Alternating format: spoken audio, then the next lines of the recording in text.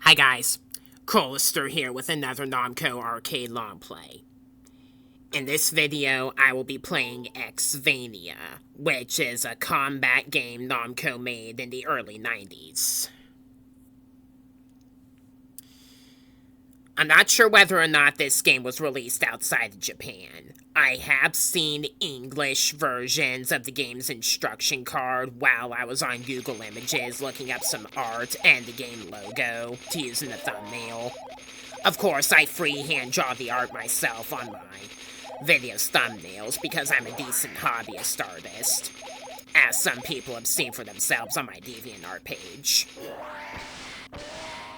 The game logos, though, I borrow from what I can find on Google Images. I should probably also give credit to RingoStar39 on DeviantArt, because he made some of the Namco arcade logos that I use in my thumbnails in question. So, shout out to him. And, yeah. This game's got a couple of demo sequences before the prologue. Wait while that comes up.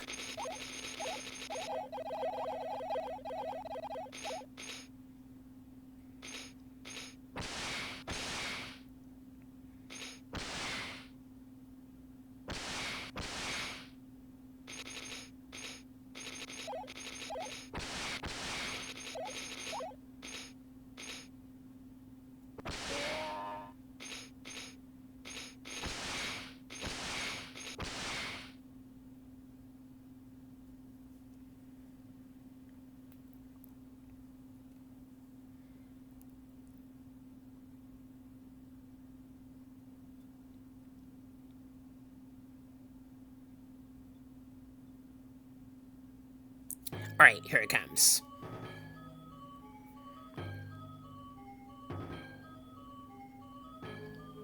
Since you can only play the Japanese version of the game on Arcade Archives, the game's prologue and epilogue are in Japanese. Basically, there's this demon called Erinyes, I think that's how it's pronounced at least, that kidnaps Princess Electra. And then 4 heroes go out on a quest to conquer the evil castles and save the princess. They use a Morning Star whip, much like the Belmonts from the Castlevania series. And here they are. The main character is this hero prince named Ward.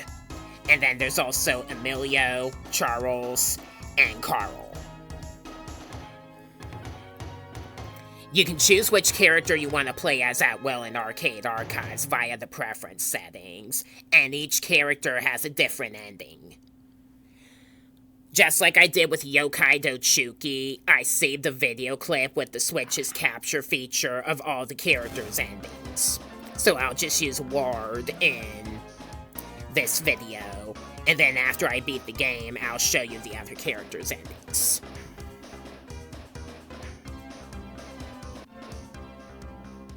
This is a 4-player combat game. The last man standing wins, and you have 100 seconds to annihilate your enemies. Start by using the whip to break open treasure chests and collect various power-ups. Then, to kill the enemies, you drop these electro-orbs where they least expect them and try to ambush them. Contact with the electric shock will kill you, and then you'll be out for the rest of the round. You cannot pass over top the orbs, so try to trap your opponents with them. In the later rounds, they get very smart, so the game can get very hard. I'm using an auto-fire key for placing orbs, because I can occasionally ambush the opponents that way.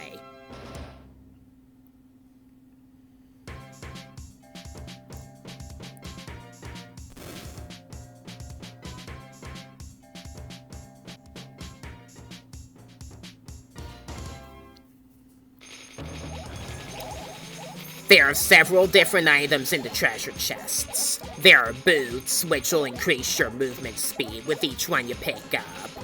+1s increase the maximum number of orbs you can place, starting with 1, and increasing by 1 with each one. And tomes will increase the range of your orb's electric strike.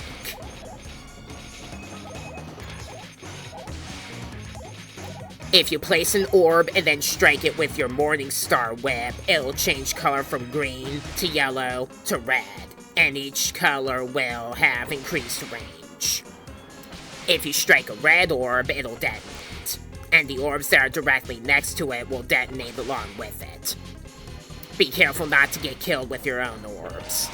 And also try not to be greedy about spam placement, because in the later castles the enemies get very smart, and that'll lead to accidentally knocking out yourself. There you go.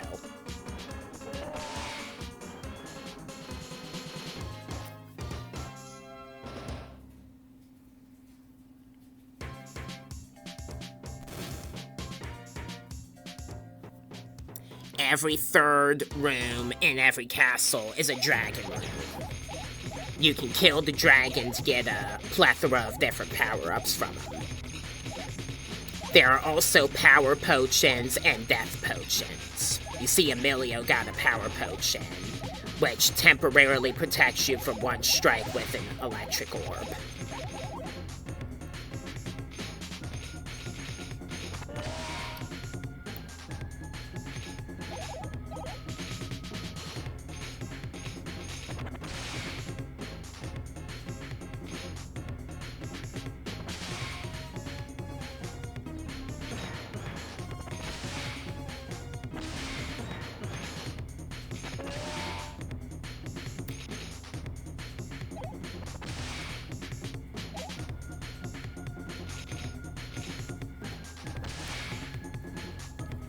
The electric strikes cannot go through solid walls, and you can whip them on the opposite side of a wall. There you go, Charles.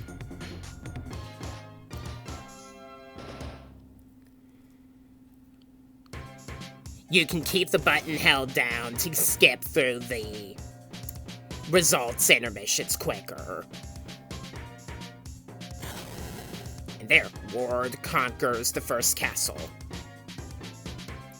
At the end of every castle, your results are displayed, which is more important for if you're playing with another human player or players.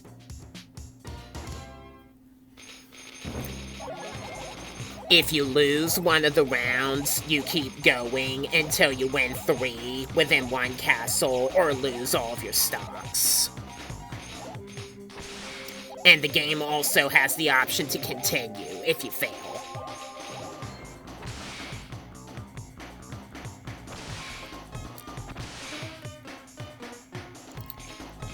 A minimum of 3 rounds goes specifically for one player mode. If you're playing with one, take that, Carl. If you're playing with one other human player, you do a minimum of 4 rounds, and if you have 3 or 4, you do a minimum of 5 rounds. I think that's according to what I interpreted from the Arcade Archives livestream.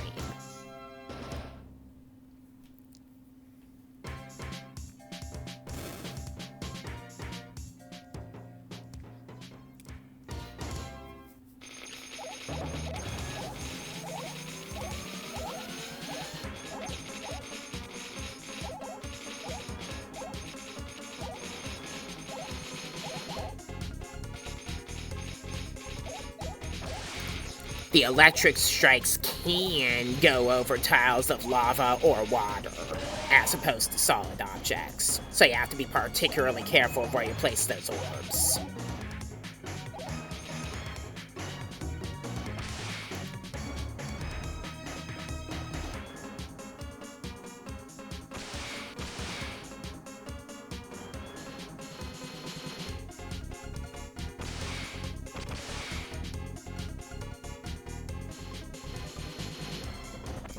You can also try to whip enemies into the orb's beams, except they get particularly rowdy about that and will do so to you if they have a good shot at it doing it themselves, or if you try to get nasty with them, so be careful about that as well.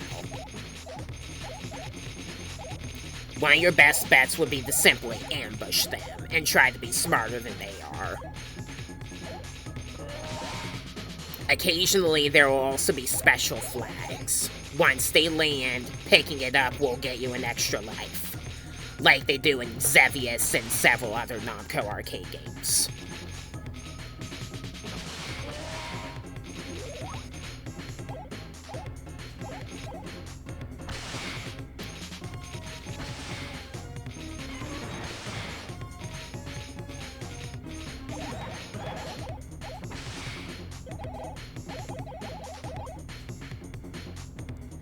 That'll do you good, Emilio.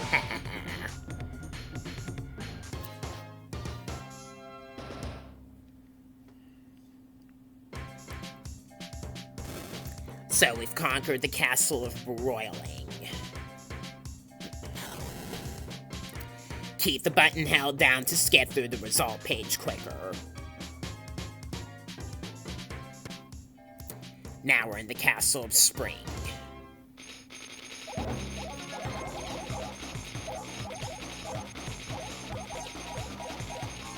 If you're playing as the different characters, whether you're doing it on your own or in a multiplayer, the characters actually have a different color scheme depending on whether they're a human player or a CPU player.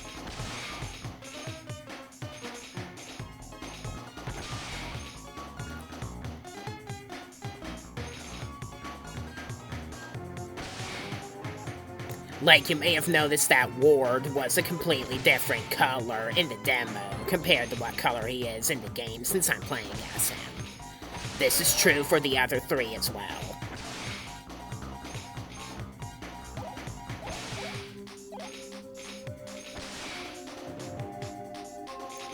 You see the slimes that appear in this stage?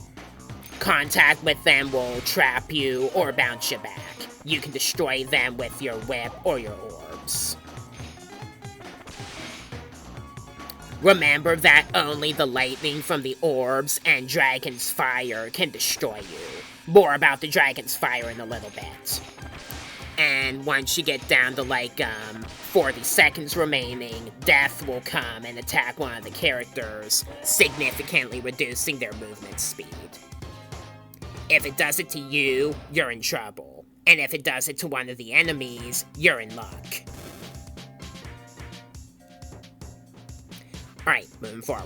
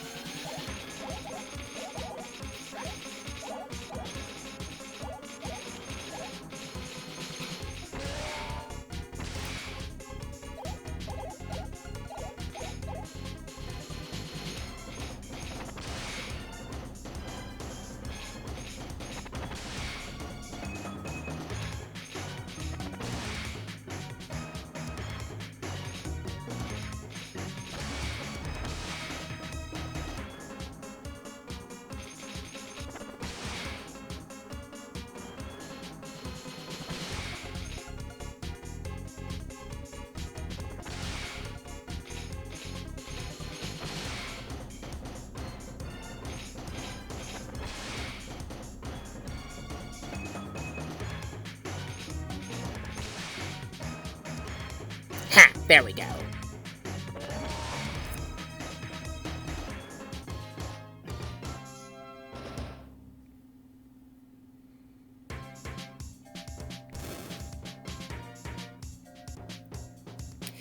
In Castle 3 onward, the dragons will start to blow fire. This will destroy all chests and items within them that get caught in their way, and kill any of the players that get caught in their breath. I like to just watch the direction the dragon is facing and let him kill the enemies. It makes these stages a bit easier. Of course, this also means you will not get the point for their death. So, there's one bad point if you're specifically going for score.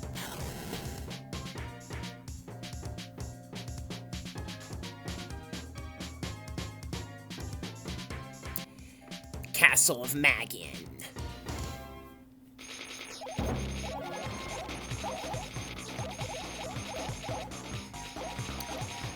Talking about Dragon's Fire destroying the treasure chests and their items inside, the electro-orbs also destroy power-ups if they get caught within their strike. So, you should be careful about where you place them for that reason as well. And the sections on the far left and right sides of this maze are basically a death trap if you're not careful around your enemies.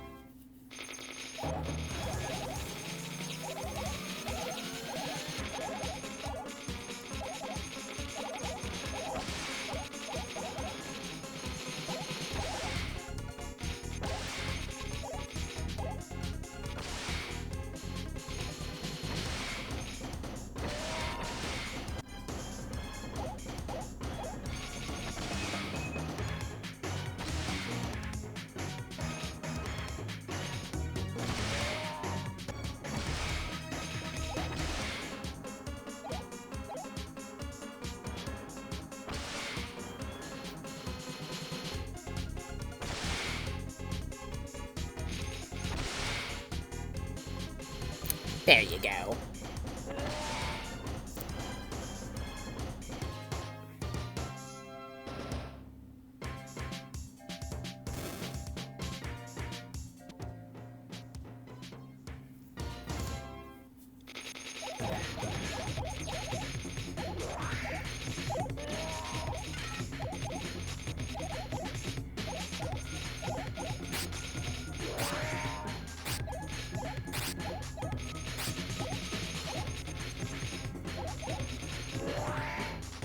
That's a good dragon.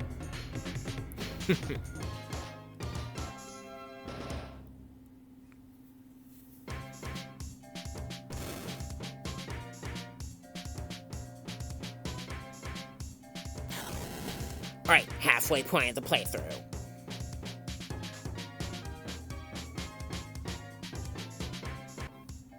Castle of Aqueous.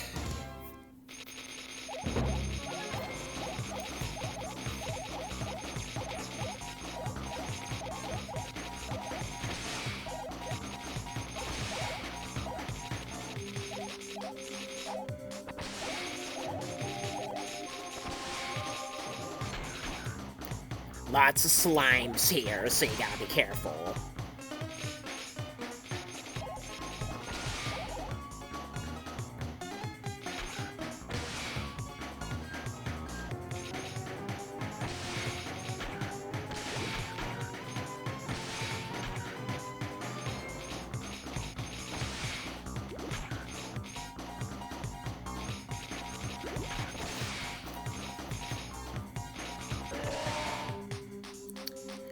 Alright, that leaves Carl.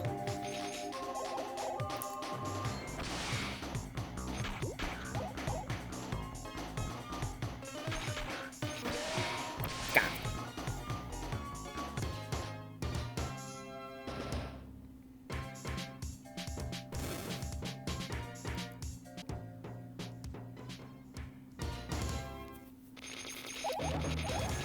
This red orb with a blue triangle-like shape in it is an earthquake, which will damage all the treasure chests in the stage, so you require less hits on them to open them. There are also death potions in this stage, which can slow down or increase your movement speed at random decision. I recommend staying away from those.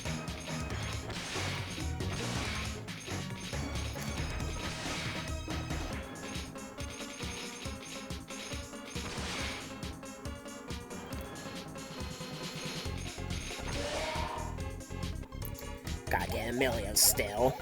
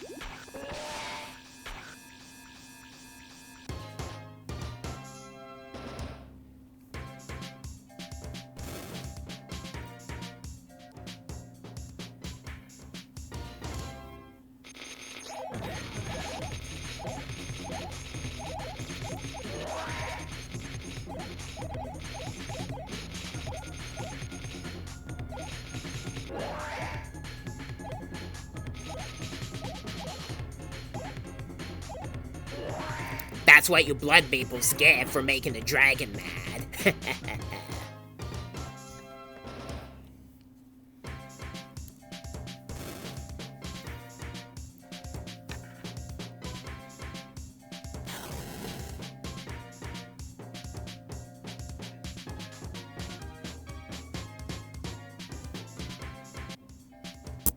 Castle of Siege.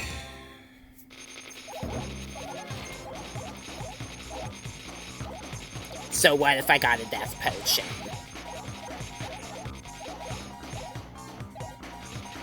Does it look like I'm moving that slow to you? There's also the boomerang, which will take the place of your morning star if you pick one up.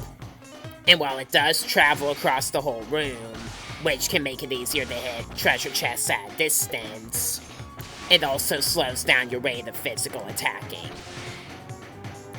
Some stages that have a boomerang will also have a morning star as a pickup, which picking up will get you your morning star back for that stage if you do so, obviously.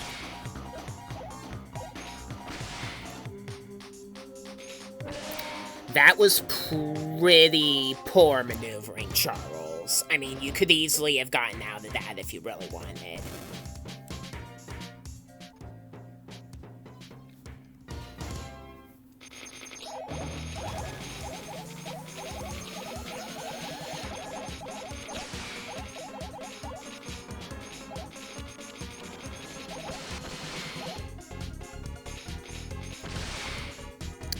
Unfortunately, Emilio had a shield from a power potion.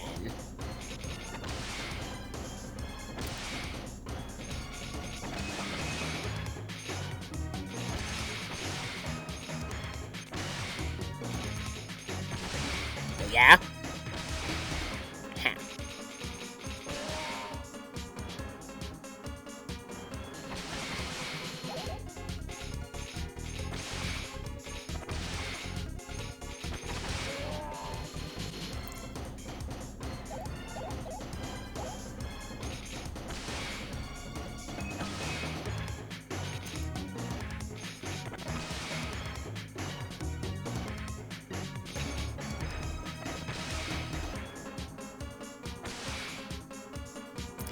That'll do.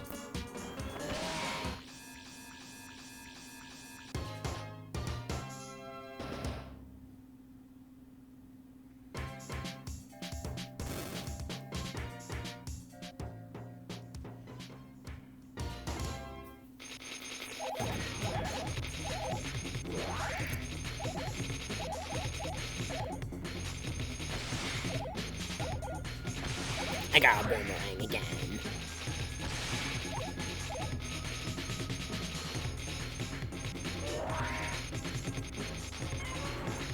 Dragon wasn't nearly as useful on this stage in this playthrough.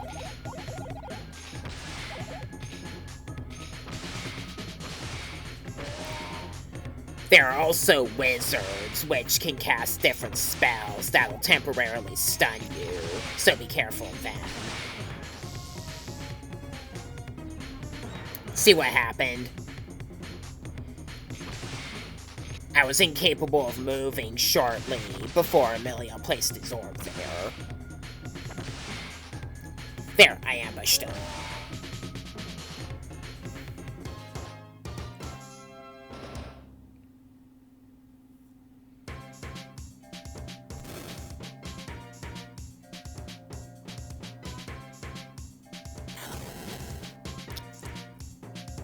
Three-quarters point reached.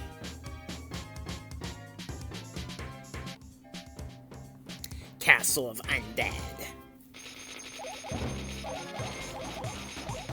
Skeletons regenerate after you knock them down. Their sword attack will bounce you back, like if you get hit with the enemy's whips.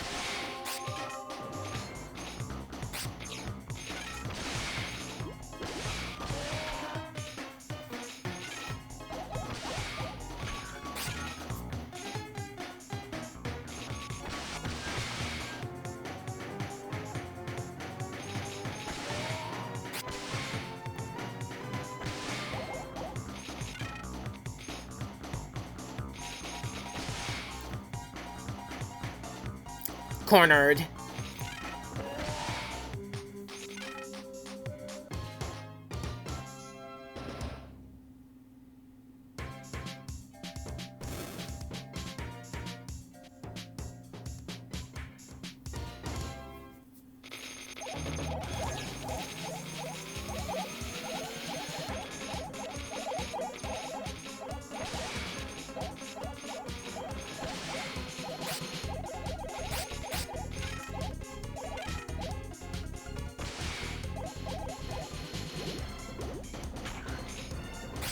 I have the boomerang right now.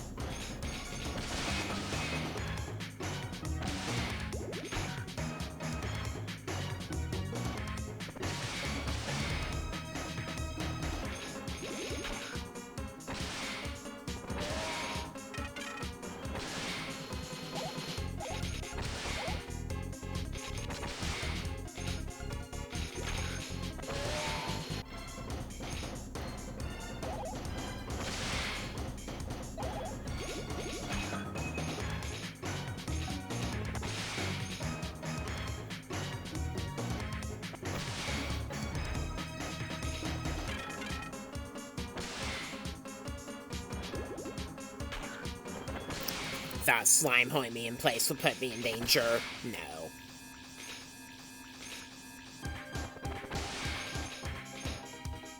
Cornered. Death would have gone after him anyway, so haha.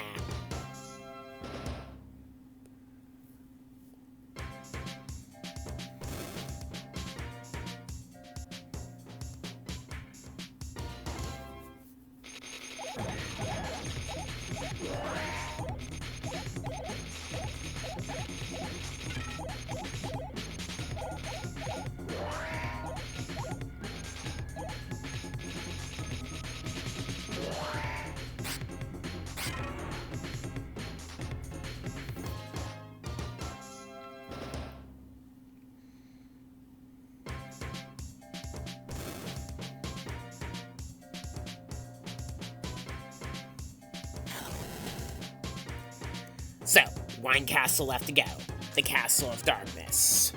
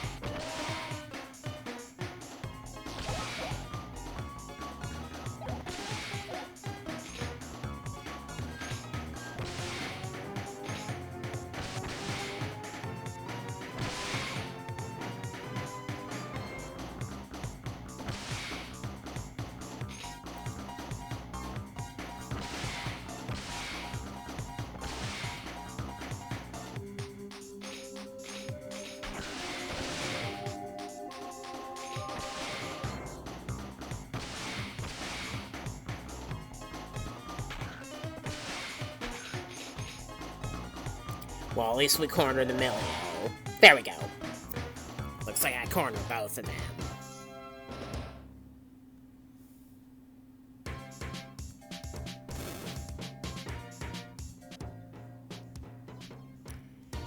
This stage is a bit annoying because there's like one pickup in all of these treasure chests that's boots.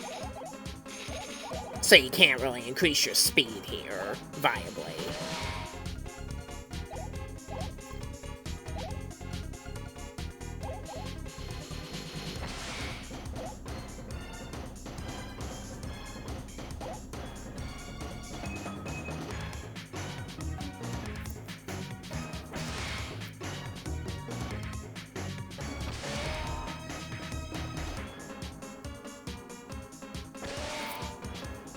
You were baited.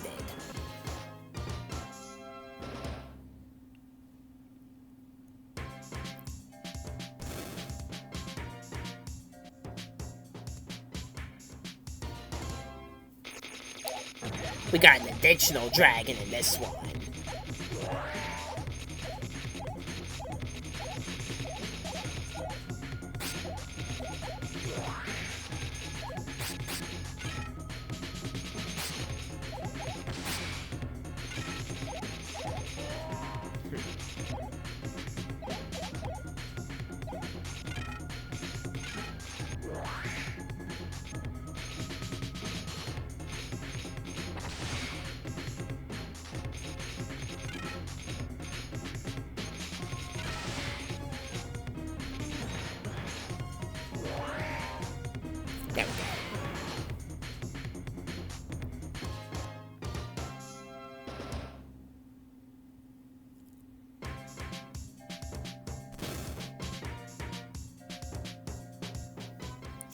After you beat the final castle, you're given this results screen, which shows you the overall performance of all the human players. And then there's one last stage against Erinyes. As long as you're not clumsy enough to use electric orbs in this stage, you should have no problem. And yeah, there's a bit of flashing in the stage as well, so heads up if you're photosensitive.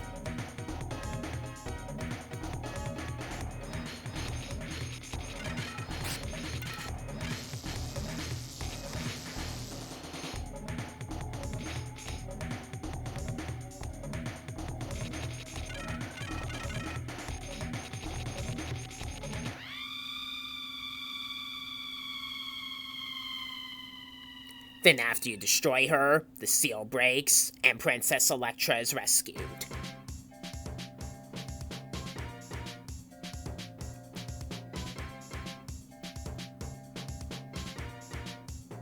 So, here's Ward's ending.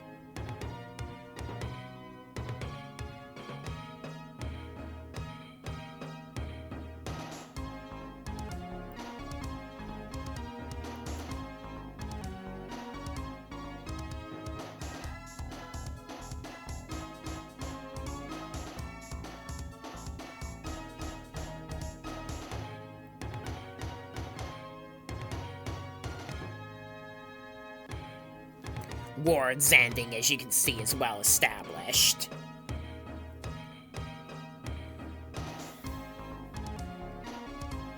And then we have staff credits.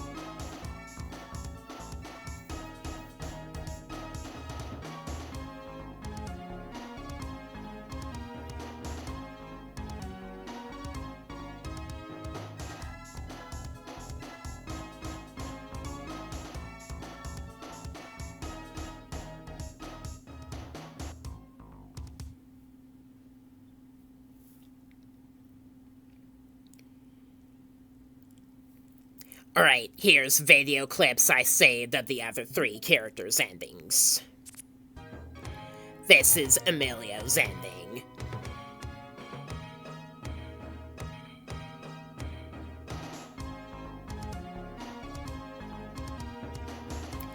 Instead of going back to the castle, Emilio takes Electra back to a little hut on the outskirts of the kingdom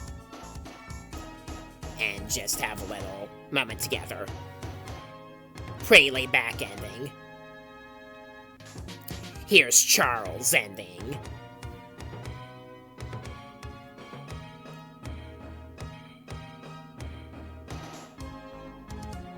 Handsome guy in the mustache comes and saves her. And then you see this. My personal guess is that Charles was secretly evil. That's sure what it looks like anyway. And then Carl's ending. Wait till you see this one. Ugh! Why does Princess Electra suddenly look plump and have Carl's face?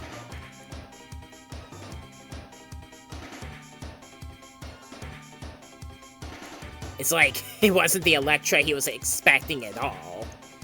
And then he gets electrocuted with his own orb, or Electra's orb, one or the other.